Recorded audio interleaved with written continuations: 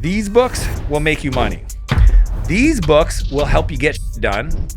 These will make you a better entrepreneur.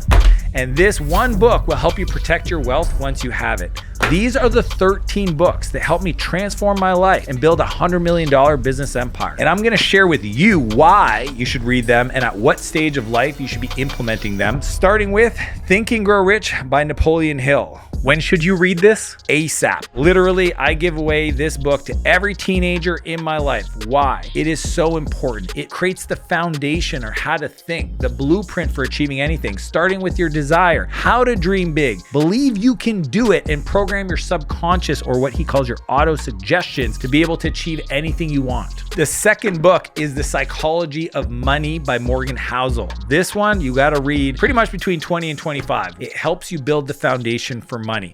Most of you have bad money scripts, money beliefs that's going to hold you back and sabotage your success. So you build your self-awareness in the financial decisions you make. You build consistent smart choices over flashy risks. And most importantly, you build your money philosophy. Which brings us to The Secrets of the Millionaire Mind by T. Harv Eker. You should read it between 20 and 25 because your parents have probably a broken rule and philosophy around money that you'll have to reprogram. In the book, you'll learn how to identify your limiting beliefs around your money, build new wealth attracting habits, and most importantly, rewrite your money stories. What's crazy about that book is that when I bought the first copy, it came with 2 tickets to a wealth seminar, a weekend seminar on money that me and my brother went to. And not only did we go and learn and absorb, we ended up joining his program. And for the next 3 years, reprogrammed our mind as 2 brother duos, traveling the world, learning all about business and mindset. It was awesome. Which brings us to Rich Dad, Poor Dad by Robert Kiyosaki. Again, 20 to 25, you got to read this. It'll help you think like an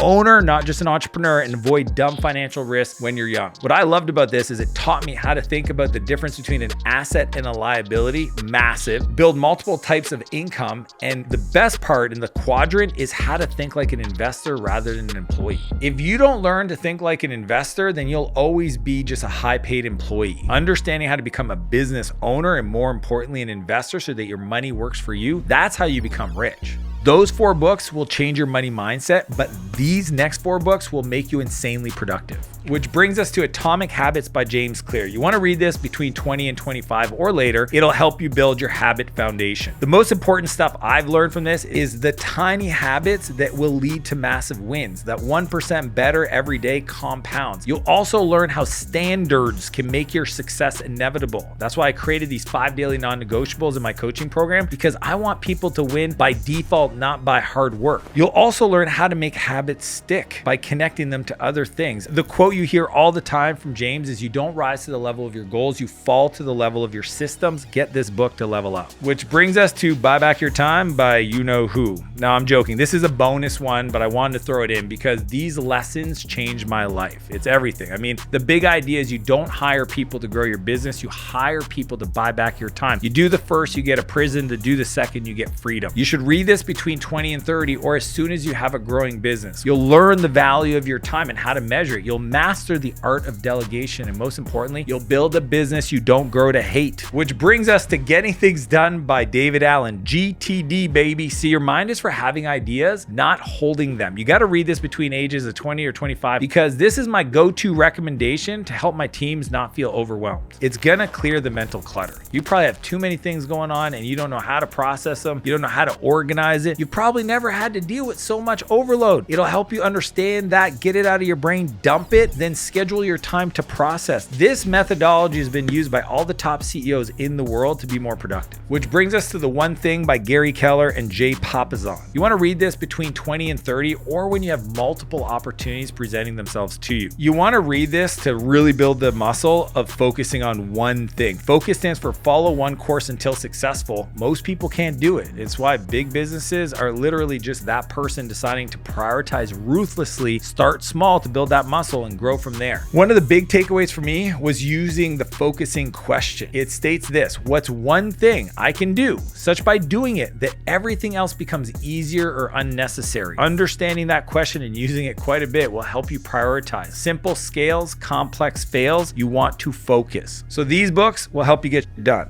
But the philosophies in these next 4 books will put you in the top 1% of entrepreneurs. Which brings us to the E-Myth Revisited by Michael Gerber. This is the OG book teaching you how to work on the business, not in the business. You want to read this between the ages of 25 to 30 or when you have a growing business. It'll teach you how to build a business that works for you, that you don't work for. It'll teach you the concept of a franchise prototype so that you use documentation to build systems so you can scale the business. And most importantly, go from self-employed to actually a business owner. Which brings us to 0 to 1 by Peter Thiel. This book is what I use to build the foundation of Martel Ventures, which is my AI first venture studio. You need to read this between the ages of 30 to 35 when you want to scale to a larger business. If you're trying to build a massive empire, that's the book. It'll teach you how to create a new market, what's called a blue ocean, instead of competing in one, a red ocean. It'll help you find your competitive advantage to create a moat around your business, teach you how to focus on product, not sales, because if your product requires advertising or salespeople to sell it, guess what? It's just not good enough. This book is considered the Bible in Silicon Valley and is the innovation book for you. Which brings us to Traction by Gino Wickman. Every business that's properly run has executed the EOS system. One of my favorite quotes in this book is that people need to hear the vision 7 times before they really hear it for the first time. You want to read this between the ages of 30 and 35 or when you want to scale larger businesses. The EOS system is the most approachable business operating system ever created. It's used by most big companies. What it does is it helps you create a clear vision that gets everybody pulling on the rope in the same direction. It'll teach you how to create a simple system for accountability and honestly get all projects in your business aligned with that priority so that you can be successful. The reason why that book works is that it's simple. All the fat out of any other management system is cut away, and all you're left with is the few rhythms, the meetings, the structure that you need to actually scale a business. This one will get you going and not overcomplicate your life. Which brings us to Good to Great by Jim Collins. Good is the enemy of great. You want to read this between the ages of 30 and 35 or when you want to scale a larger business. There's a difference between bad leaders and great leaders. Jim calls them level 5 leaders, and they have the determination and humility to go after something massive and know they probably don't know how to do it. And the way they win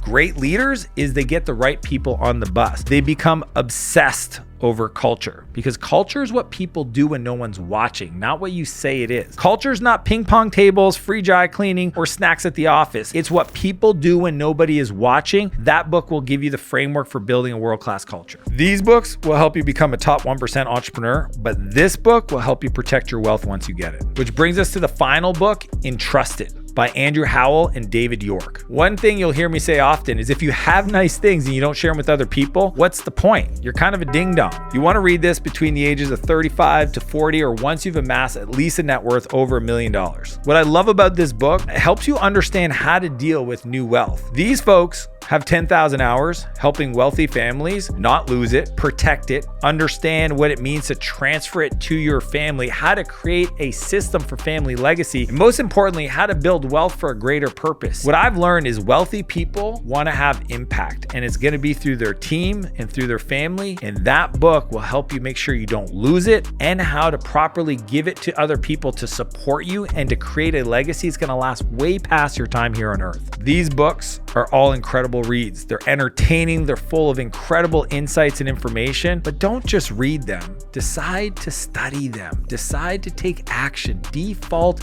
to doing something, because information without implementation is just wasting your time. But if you want to learn the 7 income skills of the top 1%, click the video and I'll see you on the other side.